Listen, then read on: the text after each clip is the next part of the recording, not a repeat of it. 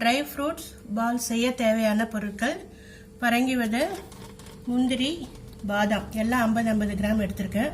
இதில் கிஸ்மிஸ் பழமும் பேரிச்சம்பழமும் ரெண்டும் சேர்ந்து 100 கிராம். தேவையான அளவு நெய், desiccated coconut 1 cup. Gas on பண்ணி ஒரு வானல் போட்டுக்கோங்க. அதில் ஒரு 1/4 ஸ்பூன் நெய் விடணும். நெய்யில் ஒவ்வொரு பருப்பாக போட்டு வறுக்கணும். ஜாரில் போட்டு கொஞ்சம் குறப்பாக அரைச்சிக்கணும்.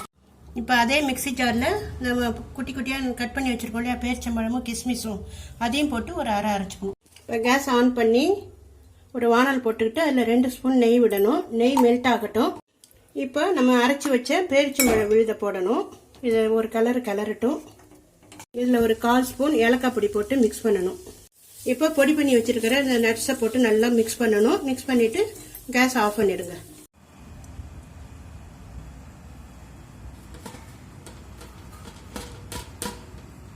இப்பொழுது சுவையான சத்தான நட்ஸ் பால்ஸ் ரெடி ஆயிடுச்சு.